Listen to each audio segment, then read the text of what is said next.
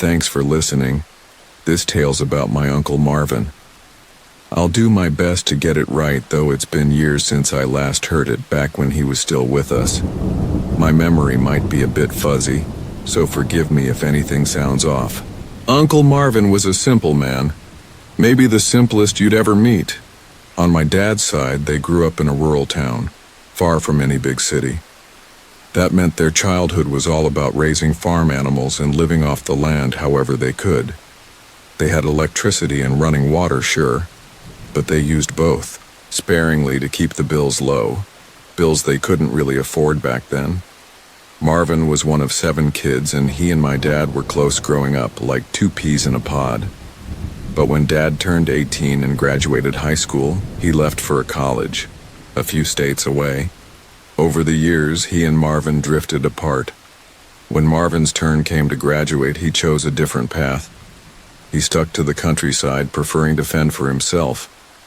He once told me it felt like the life God meant for people, close to the earth and, in the end, to himself. So when the time came to leave home, he didn't go far. He moved deeper into the wilderness, found a quaint little cabin nestled in the woods with no electricity or running water, and called it perfect. Dad didn't visit Marvin much after that. He said he wasn't comfortable heading out to what he called the boonies, where he'd have to go without running water or power just to see his brother. Marvin, though, refused to leave his cabin for years, until this one incident changed everything. I'd just been born in the mid-'80s, and Dad figured he'd invite Marvin to meet his new nephew. They didn't think he'd come, but they asked anyway. Reaching Marvin was tricky with his off-the-grid setup, so Dad sent a letter. The reply, he got shook him to his core. Here's how the story goes. Marvin had a dog, a German short-haired pointer named Daisy, and he loved her like she was his own kid. Daisy was a well-trained hunting dog, loyal as can be, following Marvin everywhere. Every night he'd let her out of the cabin to run around a bit before bringing her back inside. Predators were never an issue in that area, so he didn't think twice about it. But one night, about 30 minutes after letting her out, he heard her scream. Not a playful yelp or a call to come in, but a cry of pure terror and pain. Marvin bolted to the door and ran outside. He saw poor Daisy limping toward him, her face pleading for help. I never understood that look until I got a dog of my own and saw how they show emotions through their eyes. Marvin scooped her up as gently as he could and rushed her inside. When he set her down, his hands were covered in blood. His heart sank, bracing for the worst. A tragic accident, maybe. But as he checked her wounds, he froze. Daisy had a deep gash from a knife running along the back of her left leg. It was bad, but not so bad she needed a vet right away. Marvin figured he could stitch her up himself and take her to town, 4 hours away, if she got worse. What really rattled him, though, was that he lived over an hour from anyone else and someone had just stabbed his dog. That night he locked every door and window, but sleep wouldn't come. The next week passed quietly, then another until he felt safe letting Daisy out again, this time under his watch. She'd healed mostly, though she still limped a bit. One afternoon, as he sat on the porch watching her play in the small front yard, he spotted something in the woods. A tall, broad figure peeking from behind a tree, staring at Daisy. Marvin yelled for the man to show himself, demanding to know who he was and what he wanted. In a flash, the figure darted deeper into the forest, out of sight. Marvin called Daisy in, locked up tight, and waited. That night, lying in bed, he heard tapping on the window. Marvin was a light sleeper, so it woke him instantly. He turned his head slowly and saw, through a tiny gap in the curtains lit by moonlight, an eye peering into his bedroom.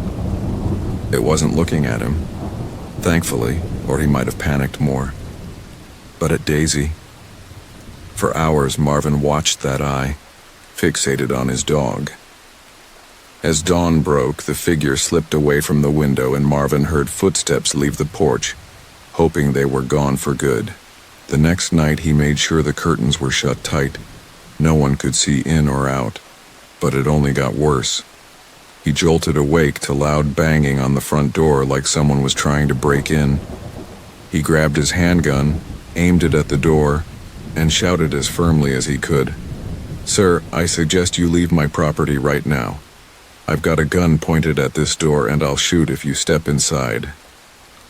The banging paused, as if the intruder was considering the warning, but it resumed, harder than before. The door shook, ready to give way. Marvin yelled again, begging the man to stop, saying he didn't want to kill him. Daisy barked wildly behind him, and her noise seemed to fuel the intruder's rage. The door splintered open, and a hand reached through. Marvin fired, stumbling back from the recoil. The hand vanished. He stood frozen for minutes, then crept toward the blood-smeared door. No body lay on the porch, just a thick trail of blood leading into the woods. With no phone to call the police and the nearest one an hour away at a small market, Marvin waited till sunrise, loaded Daisy into his truck, locked up as best he could, and drove off. At the market, he called the cops. An hour later, he led them back to the cabin. They followed the blood trail until it faded, finding nothing. They told Marvin they'd investigate and suggested he stay with family until they caught the guy, or at least until he showed up at a hospital with a gunshot wound. Stubborn as ever, Marvin patched the door and stayed put. Winter crept in, and for weeks he'd hear scratching at the door at night. Deep claw marks gouged the wood, and he swore he heard whispers calling Daisy's name over and over. The intruder never tried breaking in again, though, and Marvin stopped feeling threatened. Just uneasy. One January morning, 4 months after Daisy's stabbing, Marvin woke up, made coffee, and opened the front door. A man leaned against a porch post, motionless. He didn't lunge or even twitch. Marvin realized he wasn't breathing. Without hesitation, he drove to the market with Daisy and called the police again.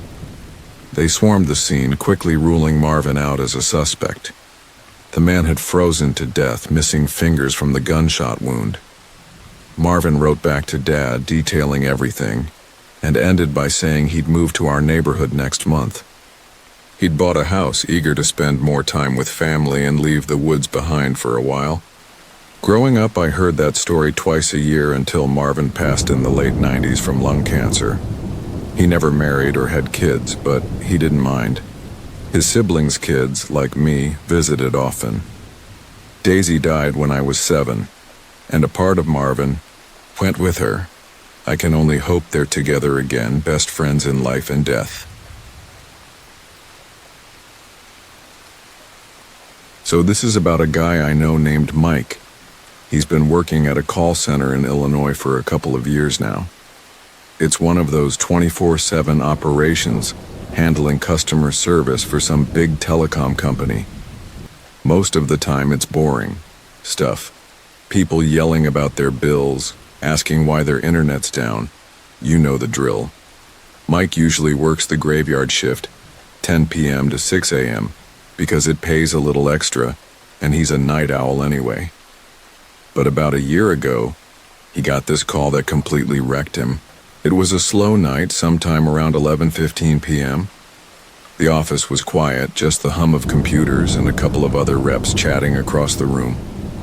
Mike sipping his coffee, scrolling through his phone between calls, when his headset beeps. He picks up, "Thanks for calling, how can I assist you?" His usual spiel. But right away he knows something's off.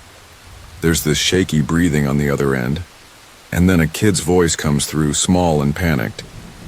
"Sir, someone just killed my mom. He's still here." Mike's heart just about stops. He sits up straight, coffee forgotten, and says, "Whoa, hold on, kid. What's happening? Where are you?" He's fumbling with his keyboard, trying to pull up the caller ID system, but it's one of those old, clunky programs that takes forever to load anything useful. The kid's voice cracks. I don't know. He came in through the back door. I heard her screaming and now she's not moving. Okay, stay with me, Mike says, forcing his voice to stay calm even though his hands are shaking. What's your address? I need to get help to you. He's glancing at his screen. No location yet, just a spinning wheel. The kid starts to say something, but then Mike hears it. Heavy footsteps. Thump, thump, thump. Like someone pacing through the house. The boy whispers, I'm hiding. In the closet upstairs. Mike's stomach twists. He can picture it, a scared kid crammed between coats or whatever, clutching a phone. Good, stay quiet, he says. Don't let him hear you. He's hammering refresh on the system now, muttering under his breath, come on, come on. Then there's this loud creak over the line, like a floorboard giving way, and the kid gasps, he's coming up the stairs. The footsteps get louder, closer. Mike's holding his breath, helpless, just listening as the kid whimpers. He's outside the door. Then there's this horrible sound. A cabinet or closet door being yanked open, hinges squeaking. The boy chokes out, he's looking for me. Mike's practically yelling now, hide kid, stay down. Even though he knows it's useless, he's stuck on the other end of a phone line. The footsteps stop. Dead silence. Mike's staring at his screen, the address still not loading, some glitch or delay, he doesn't know. He's whispering into the mic. You still there? Talk to me. But there's nothing, just quiet. He thinks maybe the kid's okay. Maybe the guy left. Then, out of nowhere, a man's voice cuts through. Deep, slow, way too calm. Hello? Like he's just picked up the phone to order a pizza or something. Mike freezes, mouth dry, and before he can even process it, the line goes dead. He rips off his headset and yells, Supervisor, now! His boss, Jen, runs over and he's already babbling. There's a kid, someone killed his mom, he's in trouble. Jen grabs the phone log and after what feels like forever, but was probably only a minute, the system finally coughs. Up an address. A house in a sleepy suburb just outside Chicago. They call 911 and Mike's pacing, replaying every second of that call in his head. Cops get there maybe 20 minutes later. They find the mom in the living room, strangled, lying, face down on the carpet.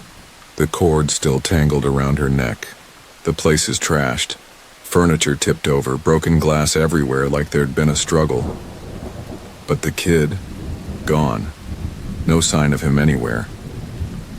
They search the house top to bottom, closets, basement, even the backyard.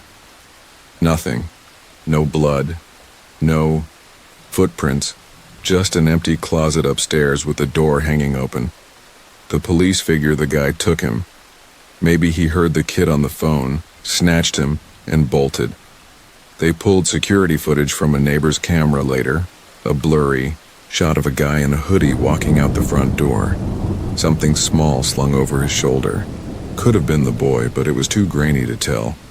Mike's a mess about it. He stayed late that night talking to the cops, giving them every detail he could remember. He keeps saying he should have done more, maybe pushed harder for the address or stayed on the line longer. His co-workers say he's different now, jumpy, quiet. He told me once over beers that he still hears that hello in his sleep sometimes, like the guy's taunting him. Last I heard, he's thinking about quitting the call center gig. Says he can't handle the late night calls anymore, not after that.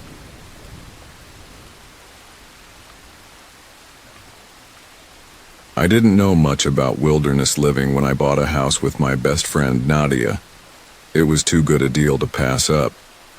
We were both in college, half an hour away, and owning a place for 4 years beat renting by a mile. No landlord. Plus we could do whatever we wanted. Technically it was off-grid, no city power hookup, but the previous owner threw in their solar panels with the sale. Super lucky too, since it had a septic system and a well. So despite being off-grid, we had all the luxuries of city living. Nadia and I had decent-paying jobs, and I'm not shy to admit our families chipped in on the mortgage now and then. Rule number 1, though, was clear from the start. No giving out our address to anyone but family. No friends, no boyfriends, definitely no random guys. We were in the middle of nowhere, miles from the next house, 30 minutes from town. I didn't want the wrong person knowing 2 22-year-old girls lived alone out here. It didn't seem smart. Nadia said she was fine with it, and for the first year she stuck to it, or so I thought. Then, one day in our second year, I came home to find her kissing some stranger on the living room couch. I lost it, yelling at him to get out, which of course pissed Nadia off. I didn't care. I had my boundaries for a reason. After he left, she screamed that I was being ridiculous, that having a guy over sometimes wouldn't hurt. I tried explaining it wasn't safe letting strangers know we lived alone, defenseless out here, but she wouldn't get it. "This isn't taken," she mocked. "No one's coming to kidnap and sell us. Relax. Live a little." Her brushing it off made me wonder if I'd misjudged her. She'd been my best friend for 4 years. I never pegged her as reckless. That night I called my mom and told her everything. She agreed Nadia was foolish for inviting a guy she barely knew, and suggested I stay with her for a few nights if I felt uneasy. I appreciated it and decided I'd hit school the next day, pack some stuff, and head to Mom's. Nadia thought I was overreacting, but I didn't care. I went to class as planned, got home that afternoon, and waited for her to show up so I could tell her my plans and make sure she locked up. She wasn't the most responsible.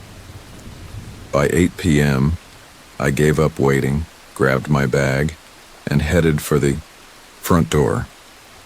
As I passed the hallway, the living room lit up. Darkness hid me as I saw 2 men in black at the back door's frosted glass talking. One said, "I'm telling you, man, the girls living here, they're good types." The door creaked open before they could hear anything else. My heart sank. I wanted to hide. Maybe I should have slipped out the back, but I didn't think. Panic took over. I crept to my room, locked the door, and looked for a spot. A movie I'd watched the night before gave me an idea. I opened the window to fake an escape, then climbed into my closet, burying myself under thick quilts from last winter. Glass shattered at the front door and tears streamed down my face. I wasn't going to be one of those girls in movies who can't stay quiet, though I barely breathed to keep silent. I listened as they moved through the house, arguing loudly about not finding it. I turned off my phone so it wouldn't ring and texted Nadia, "Don't come home, someone broke in, call 911 now." I sent the same to Mom, asking her to call too. They both blew up my phone, but when I heard the men try my bedroom door, I couldn't focus on anything but staying hidden. "She's gotta be in here, her car's out front," one said. "I'll be pissed if she's not, and you made me trash this place for nothing." They bickered until one kicked the door in. The window trick worked. They yelled that I'd gotten away. Relief lasted a minute before one said, "Look around for anything valuable." I prayed they wouldn't dig too deep in the closet, terrified of what men like that might do if they found me. One left the room, the other stayed, rummaging through drawers, tossing stuff around in frustration. Probably mad I didn't own anything fancy. My breath stopped as his footsteps neared the closet. He opened the door, shifting things on the shelf above. Just as he grabbed the quilt I was under, his buddy burst in, yelling they had to go. Sirens were closing in. They bolted, and I stayed, put, too scared they might still be there until I heard Mom calling my name. I tore off the quilts and ran to her, sobbing uncontrollably as every bottled-up emotion poured out. I wish I could say they caught those men, but they didn't. No evidence, no trace in the woods around the house. The guy Nadia brought over had a solid alibi and denied telling anyone where we lived. I didn't buy it. I moved out the next day. It took a while, but Nadia agreed to take my name off the mortgage. Another friend moved in with her and I went back to my parents. I feel safer there. I just wish they'd nabbed the creeps who terrorized me that night.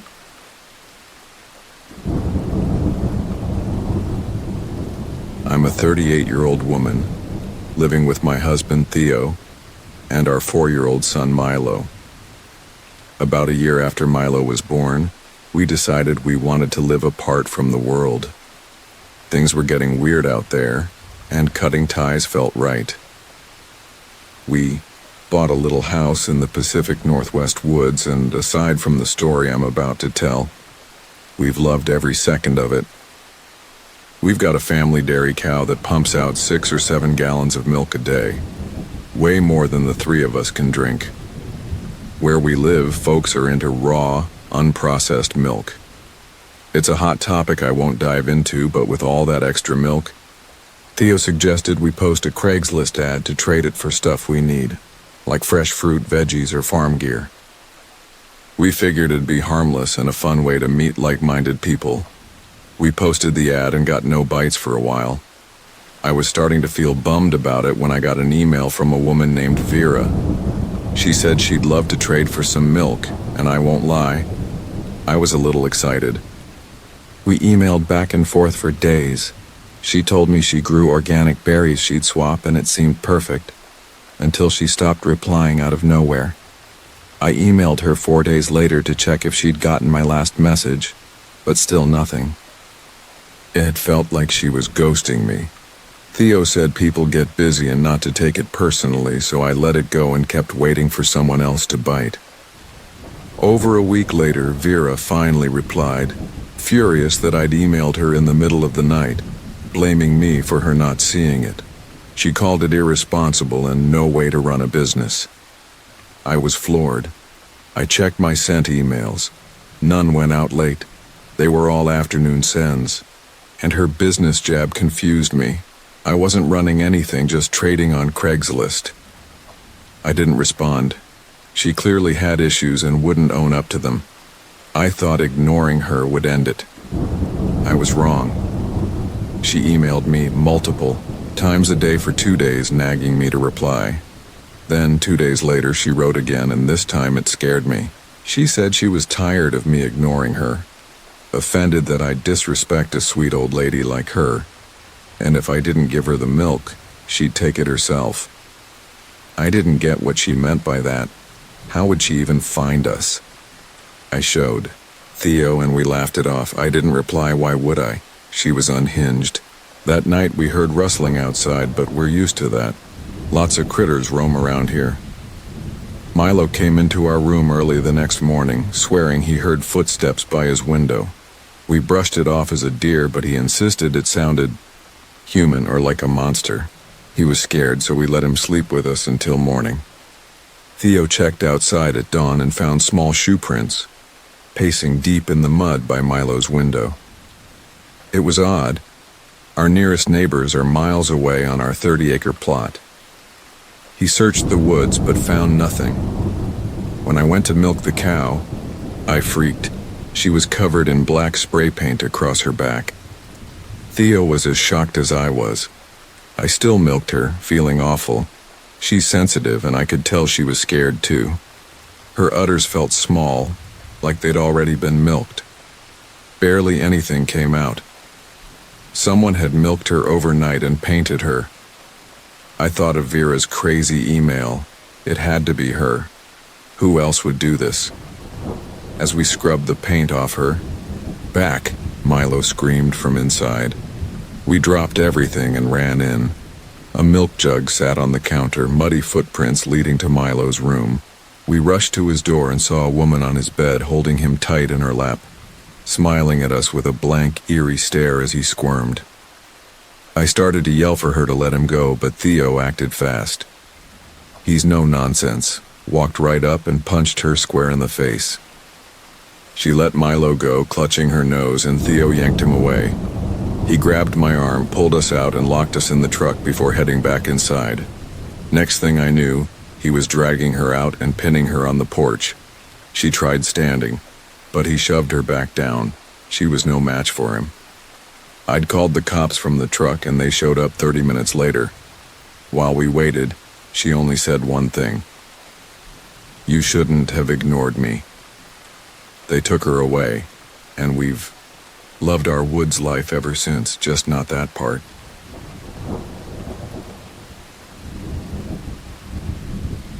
My husband Victor and I aren't outdoorsy types. We grew up in big cities and never felt the urge to downsize. But for our honeymoon, Victor thought it'd be fun to step out of our comfort zone and rent a cabin in the Montana wilderness for 5 days. I wasn't thrilled. I dreamed of a luxe week in Hawaii, but any time with Victor is good time. We drove from our home in eastern Washington to this cute little cabin a few hours away. When we got there, we realized it had no electricity. It had running water, but no toilet. If we needed to go, it was a 20-foot trek to an outhouse. I was bummed. When Victor said cute cabin in the woods, I'd expected power at least. He swore the listing didn't mention no electricity, but I was too mad to trust him. Maybe he thought it'd be an adventure. We hauled our bags to the door and Victor grabbed the key from under the mat, as the host instructed. Inside, we plopped on the sofa and noticed a huge stack of papers on the coffee table labeled Rules. We've stayed at plenty of rentals and rarely saw rule books. When we did, they were a page or two. This was a full-on binder, at least. 50 pages of detailed do's and don'ts. We cracked up, calling it weird, but vowing not to let it ruin our fun. Victor set it down, and 10 seconds later his phone pinged. A text from the host. "Please ensure you read all the rules." We thought it was a freaky coincidence. How'd they know he just put it down? That night, Victor lit candles for light and locked every door and window, a city habit. We left our bags in the living room, changed into pajamas, read in bed, blew out the candles, and crashed. Next morning, I noticed our bags were open in the living room. I was sure we'd zipped them shut. My sundress was gone. I knew I'd packed it. I told Victor, but he brushed it off, saying maybe we'd left them open and I'd misremembered. I knew something was wrong. He grabbed a glass of water, set it on the wooden table, and seconds later, his phone chimed again. Rule 5, page 3. Always use a coaster on any surface. We froze. How'd they know he hadn't used a coaster? How'd they know he was drinking? Victor texted back, asking if they were watching us. They said no, claiming they always remind guests about the coaster rule the next morning, since it's when people sit with drinks. We didn't buy it, but their reviews were great, so we chalked it up to chance. Looking back, we should have bolted then. We stayed around the cabin that day, doing newlywed things. It was nice, and no more texts eased my nerves. The next day, we hiked to a nearby lake to swim. It was gorgeous, clear water, perfect weather. By mid-afternoon, we headed back. Victor went to unlock the door and stopped. It was already open. Inside, a note on the counter from the host said they'd left extra towels and sheets, adding, "Ensure all lovemaking stays in the bedroom." Victor snapped. We were convinced they were watching. He told me to pack, and we got out of there. As we opened the front door, a man and woman stood there, the hosts. They asked why we were leaving. Then I saw it. The woman was wearing my missing sundress. She'd stolen it and had the nerve to wear it in front of me. Victor pointed it out. They denied everything. We filed a complaint with the rental company and a police report for theft. Somehow she produced a receipt for the dress, and the company said cameras and rentals are legal. They deleted all footage from our stay, claiming it's standard after guests leave. We knew better. When we griped about no electricity not Being listed, they proved it had power. It had just been accidentally off during our stay. Our honeymoon felt ruined by that privacy invasion. We haven't done a rental since. Victor made it up to me with a week in Hawaii, which I'm forever grateful for. Last we checked a month ago, that cabin's still listed. I feel awful for whoever stays there next, clueless about what's coming.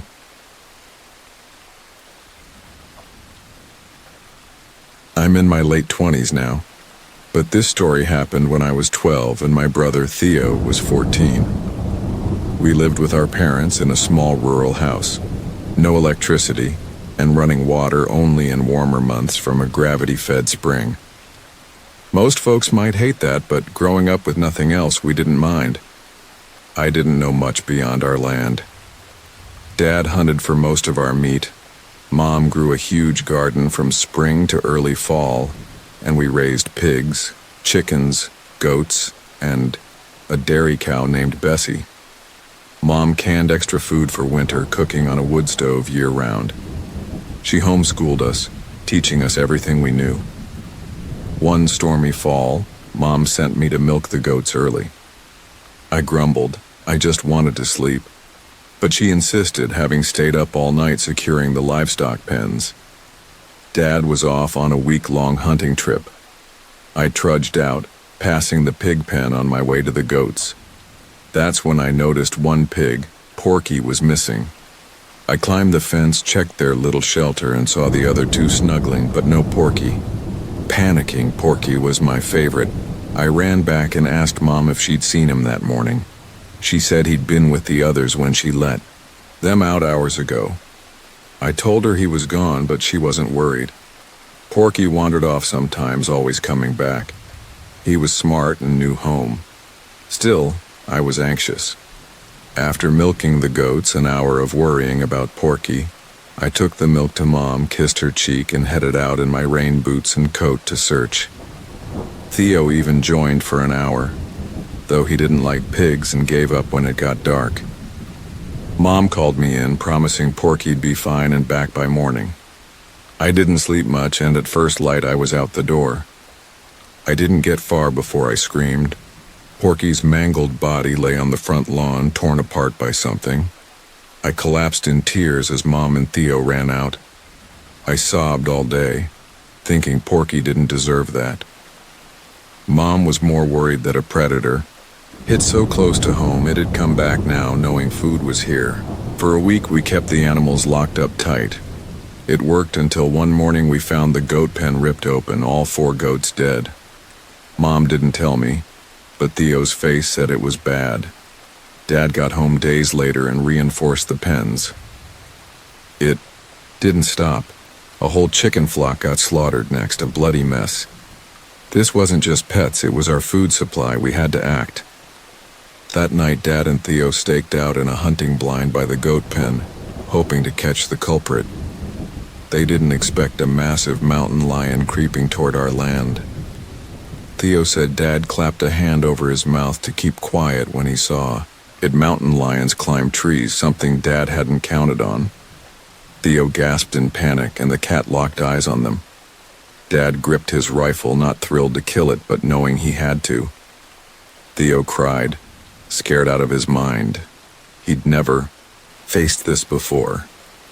The lion leapt onto the tree, clawing up fast. Mom and I heard screams from the porch, but couldn't see in the dark. Just Theo's terrified yells, a gunshot and a loud thud. Mom ran toward the tree, but Dad yelled for us to get inside and lock up. 10 minutes later, they came in. Dad said he'd shot the lion between the eyes as it climbed, guided by moonlight. It fell dead. He'd sent us in case it wasn't finished, but it was done.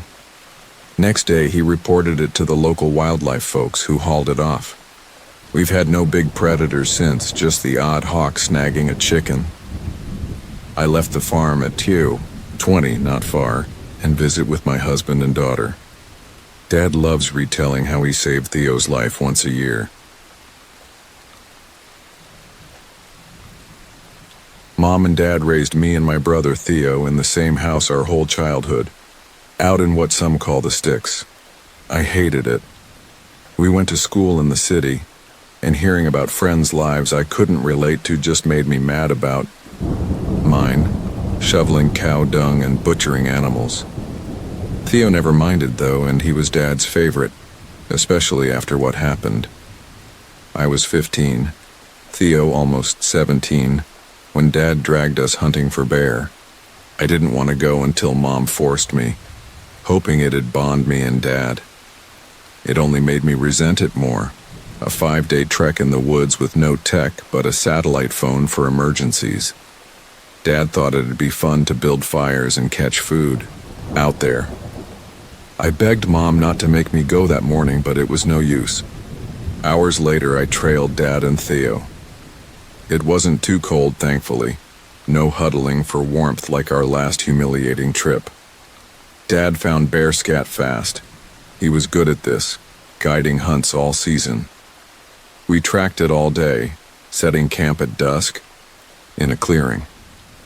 Dad insisted on hammocks off the ground to dodge predators. I hated it. My fear of heights kept me from relaxing 12 feet up. I woke to groaning, thinking it was Dad's loud snoring, but it was deeper, growlier.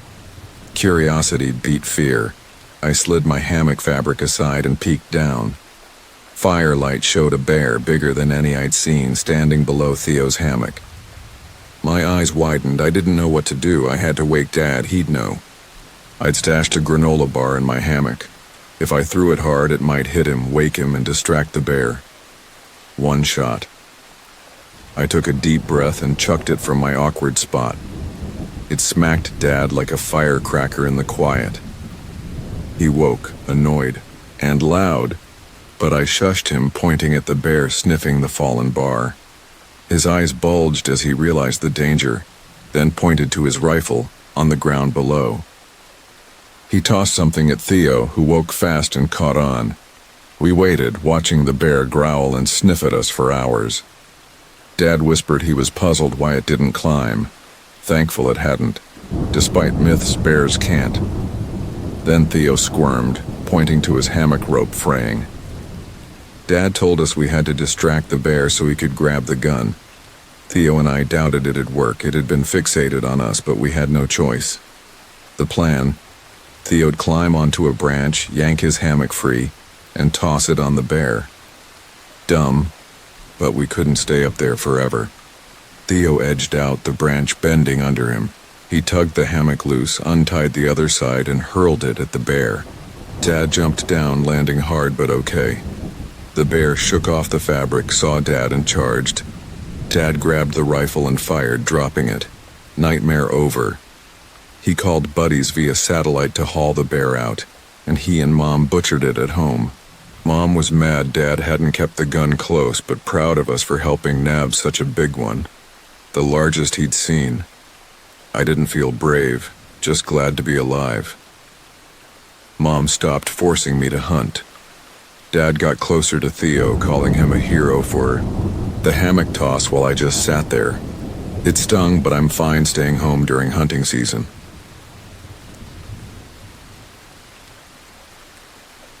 This story's about my mom, Lila, and Dad, Roland, when they'd just married and bought their first house together. Mom was thrilled to live alone with Roland. Both in their early 20s, she'd been with her parents till then. The house was a fixer-upper, but its style was Mom's dream, and its rural spot was Roland's. It was farther out than Mom wanted, but they compromised happily. They moved in late August, loving it as cooler fall days loomed. By early October, town buzz warned of big storms, high winds, heavy rain. That Thursday, a weather alert hit their area. They asked locals what to expect, and everyone said board. Up doors and windows and brace for power outages. That last part didn't matter. Roland was still getting permits for electricity. The storm was due Friday morning, so that night, they spent hours boarding up, finishing as it rolled in. They sealed the front door from inside and retreated to their bedroom, lit by small candles. They rode out most of the storm there, reading and playing board games, too rattled by wind and rain to sleep. Around 3 a.m., the gusts grew wild, shaking the house. Trees crashed in the woods around them, snapping loudly. Mom feared one might hit the house. Another tree broke, louder this time, with metal crunching and a car alarm blaring. No driving out in that. Then it happened. A tree smashed through their bedroom wall. Debris flew, knocking Mom back. Darkness swallowed them, pierced by lightning flashes showing the wrecked wall. Mom screamed for Roland, wind and rain whipping through their ruined haven, her wet hair plastered to her face. Roland didn't answer. Mom feared the tree had crushed him, her pain unbearable, until she heard a groan. Beside the fallen trunk, Roland lay pinned, his arm under it, rain drenching him. She grabbed a raincoat from the torn closet to shield their faces. He was bleeding fast, dazed, begging her to help him up. She told him he was trapped, they'd wait for help. No phone, pre-cell days.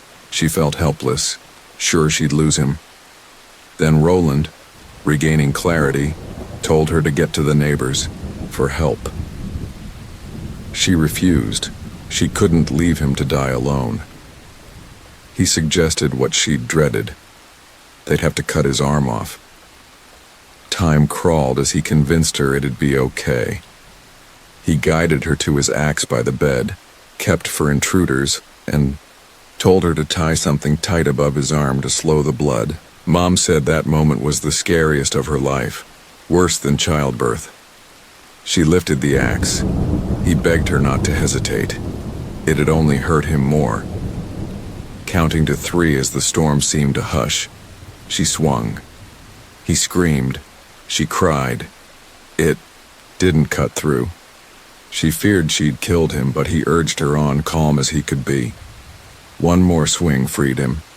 She wrapped his stump with a dry shirt, and they climbed through the wreckage, heading down the long driveway for help. Roland leaned on her, blood still flowing. Mud slowed them. Every second counted. At the driveway's end, he went limp. Mom dragged him as far as she could, laying him under a tree she thought was drier, sobbing goodbye to the man she'd planned to grow old with. He whispered he loved her and would always be with her. Dawn broke, storm gone. Neighbors found Mom, clutching Roland, crying into his chest. Cops came, but he was gone. Mom never got over it. A month later, she learned she was pregnant with me, her best memory of him. She never remarried. I heard this once, when she thought I was old enough to understand why Dad wasn't around. Our house is full of their photos, and we mark his birthday yearly. I can't imagine losing someone you just started a life with so fast.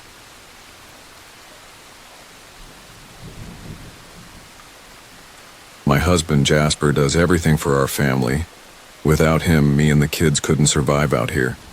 For context, he's gone months each year working the railroad while me and the kids tend the farm, animals, garden, all of it. When he's back, it's a relief. He tackles big projects with those skilled hands. Our first year on this property, we lacked running water to the barn we live in. Yep, a barn. A 12-fuelong 30-foot one we turned into a cozy cabin. It keeps us dry. In rain and warm and cold, but no bathroom bugged me. We'd trek into the woods with biodegradable TP. Ever tried getting a 2-year-old to focus out there? Impossible. I begged Jasper to build an outhouse. Nothing fancy, just a spot for peace. He agreed, sure he could do it. Our barn runs on a diesel generator, so he spent a week planning, even buying a pricey new chainsaw to fell one of our trees for wood. I didn't love that. It sounded risky, but he'd felled tons before and swore he'd be fine. I trusted. He knew his stuff. The day came, and nervous doesn't cover it. I stayed in the barn with the girls, waiting for him to come in and say the tree was down. I heard the chainsaw roar, that awful sound as it bit wood, but knowing our neighbor Milo was helping eased me a bit. The tree's crash spooked me, but Jasper's grin and thumbs up out the window calmed me. I watched from our tiny porch as he and Milo cut the tree. It looked fine. I know zilch about chainsaws or logging, so I'll just tell it as I saw it. They worked opposite ends, but Jasper struggled climbing over a section toward the trunk. I saw him brace his foot on the log for leverage and yelled for him to stop. They couldn't hear. Both wore ear protection. I ran toward them, desperate, to stop him, but I was too far, too slow. He dug the chainsaw in again, and this time it kicked back into his leg. The chain tore through his shin. Blood sprayed and pooled. He screamed, dropping the saw. Milo stared, stunned, as I yelled for help. I reached Jasper, clueless but frantic. His flesh was shredded, blood everywhere, his screams raw. I'd seen a YouTube video on tourniquets. Without thinking, I cut a strip from my flannel, tied it above the wound, grabbed a stick, and twisted it tight to stem the flow. He'd lost so much blood. His screams faded with each breath. Milo and his wife ran up with a first aid kit. They'd called 911. An ambulance was 30 to 45 minutes out. We had to keep the bleeding down. My tourniquet worked, but Jasper wasn't improving. He stopped screaming, whispering he felt numb and cold. We piled blankets on him. I sat, helpless, as he said he was scared. I tried to be strong, but I was terrified. We needed him. Wind kicked up, blowing dirt into the wound. I grabbed a clean towel from the barn, warning him before gently wrapping his leg. He barely felt it, his face pale, body icy. He passed out 10 minutes before the ambulance arrived. I called my mom to get the kids. Milo and his wife watched them till she came. I rode with Jasper to the hospital. He'd lost too much blood. Doctors weren't sure he'd make it. They amputated below the knee, but an infection forced a second cut above it 2 weeks later. He was crushed, thinking his life was over, unable to do what he loved. He's recovering now, spirits lifting. He's determined to do everything he once did. We're at Mom's in the city while he heals. I'm just glad that day didn't end with losing him. The kid's dad, my rock.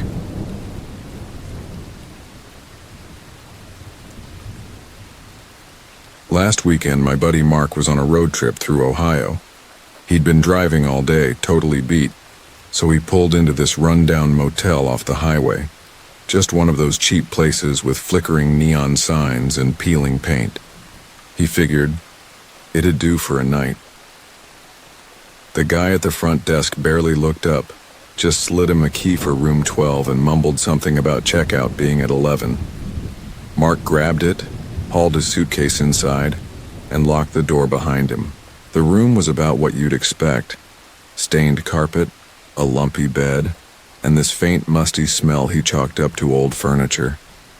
He tossed his bag on the floor, changed into some sweats, and crashed onto the bed, ready to pass out. But he couldn't settle. He kept tossing and turning, the springs creaking under him. Then, out of nowhere, this stench hit him, like rotting meat mixed with something sour. It wasn't just bad, it was wrong. His stomach turned, and he sat up, wide awake. He thought maybe it was trash someone left behind, so he checked the little bin by the desk, empty. Bathroom? Nothing but a dripping faucet and some mildew. The smell was getting worse, though, thick enough to make his eyes water. He started pacing, sniffing around like a dog, trying to figure it out. That's when he noticed it seemed strongest near the bed. Heart pounding, he dropped to his knees and peeked under it. He froze. There, crammed against the wall, was a body. Pale, bloated, half-rotted. Its head was tilted back, and these milky, dead eyes were locked right on him. He swears he felt his heart stop for a second. He scrambled back, tripped over his own feet, and bolted out the door, yelling for the front desk. The night clerk, this tired-looking woman with a messy bun, came up with him, grumbling about late-night complaints. Mark was shaking, pointing at the bed, telling her what he saw. She sighed, got down on her hands and knees, and looked under. There. A long pause. Then she stood up, dusting off her jeans, and shook her head. Nothing there, she said, like he'd just told her the TV remote was broken. Mark lost it. What do you mean, nothing? I saw it. Eyes, skin, everything. She just stared at him, then leaned in a little, voice dropping low. Look, you're the third guy this week who said that. We've checked every time. There's never anything. He didn't sleep that night. Checked out at dawn and drove straight home, still smelling that stink in his nose. He's convinced the place is haunted, or worse. Me? I don't know what to think, but I'm never staying at a motel that cheap again.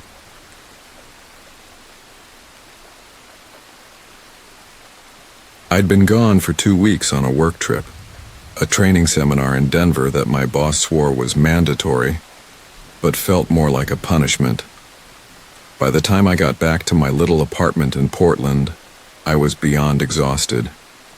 It was late, probably close to 10 p.m., and the drizzle outside had me soaked by the time I dragged my suitcase up to the second floor. My hands were numb from the cold as I fumbled with my keys, but I finally got the door open, stepped inside, and let out a long sigh. Home. Finally. The apartment was dark and quiet. Maybe a little musty from being shut up for so long. I dropped my suitcase by the door. It hit the floor with a dull thud and kicked off my wet sneakers. I flicked on the living room light and everything looked the same. My beat-up couch, the stack of unopened bills on the coffee table, the wilted plant I kept forgetting to water. All I wanted was a shower and to crawl into bed. I shuffled down the hall toward the bathroom, already tugging my scarf off. I pushed the bathroom door open, and that's when my whole world turned upside down. I screamed, loud enough that my throat hurt. There was a guy in my bathtub, slumped against the edge, completely still. His eyes were wide open, glassy, staring straight ahead, and his face was pale, almost waxy. My knees buckled, and I grabbed the doorframe to keep from falling. My heart was pounding so hard I could feel it in my ears, and I couldn't stop staring at him. Then it hit me like a freight train. I knew him. It was Matt. My Matt. My boyfriend of 2 years, the guy I'd been texting the whole flight home, was lying dead in my bathtub. His brown hair was matted with something dark, blood maybe, and his favorite flannel shirt was soaked through. I couldn't breathe. My hands shook as I pressed them to my mouth, trying to hold back the sobs clawing their way out. How? Why?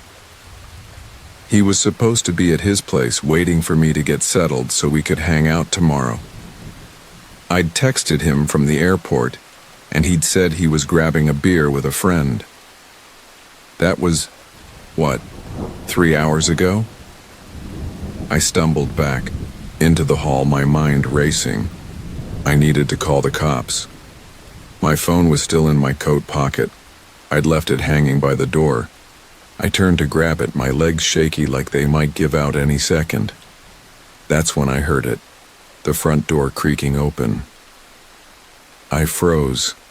The sound echoed in the silence, slow and deliberate, followed by the soft click of it shutting again.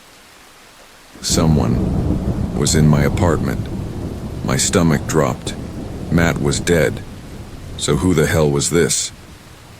My eyes darted to the bathroom, then back to the living room. I couldn't see the door from where I stood, but I could hear footsteps. Uneven, dragging footsteps, like whoever it was didn't care about being quiet. Panic took over. I ducked into the bedroom across the hall, my breath hitching as I eased. The door shut, leaving it open just a sliver. The room was dark, the curtains drawn tight, and I pressed myself against the wall beside my bed, trying to make myself invisible. My phone, I still didn't have it. It was out there, in my coat, and I cursed myself for not grabbing it sooner. My hands were trembling so bad I could barely think straight. The footsteps got louder, stopping somewhere near the bathroom. I held my breath, straining to hear over the pounding in my chest. There was a low mutter, gruff, male, too garbled, to make out the words, and then a rustling sound like fabric being moved. Were they touching him? Moving Matt? My stomach twisted, and I bit my lip to keep from crying out. I had to get out of here. I had to get help. Then my phone buzzed. Out in the living room, loud and sharp, cutting through the silence like a gunshot. I'd left it on vibrate, but it might as well have been a siren. The footsteps stopped. I squeezed my eyes shut, praying they hadn't heard it, but then they started again. Faster this time, heading my way. My heart leapt into my throat. I scanned the room, desperate. The window, my bedroom window, faced the fire escape. It was my only shot. I crept toward it, wincing as the floor creaked under my socks. The footsteps were in the hall now, right outside the door. I grabbed the window latch, my sweaty fingers slipping as I yanked it open. Cold air rushed in, and I swung one leg over the sill just as the bedroom door slammed open behind me. "Hey!" a voice barked, rough, unfamiliar, and pissed off. I didn't look back. I threw myself onto the fire escape, the metal rattling under my weight, and scrambled down the ladder. My hands slipped on the wet rungs and I nearly fell, but I kept going, adrenaline pumping through me. I hit the ground hard, my ankle twisting, but I didn't stop. I ran, barefoot and soaking, down the alley behind my building, screaming for help until my voice gave out. Someone, a neighbor I think, heard me and called the cops. I don't remember much after that, just flashing lights and a blanket over my shoulders while I sat on the curb shaking. The police went up to my apartment and found Matt still in the tub. He'd been stabbed multiple times, they said. The guy who'd broken in was gone, but they tracked him down a few hours later, hiding in a dumpster a couple blocks away. He was a drifter, some homeless guy who'd been squatting in the empty apartment next to mine while I was gone. The cops said he'd seen Matt come by to check my mail a few days ago. Matt had my spare key, and something snapped. Maybe he thought Matt was moving in, taking his territory. So he lured Matt over with a fake text from my phone, killed him, and dumped him in my tub. When I got home, he was still there, probably planning to come after me next. I'm staying with a friend now. I can't go back to that place, don't think I ever will. The cops got the guy, but it doesn't change anything. Matt's gone, and every time I close my eyes, I see him in that tub staring at nothing. I keep wondering how I didn't hear it, how I didn't know. But mostly, I'm just glad I got out alive.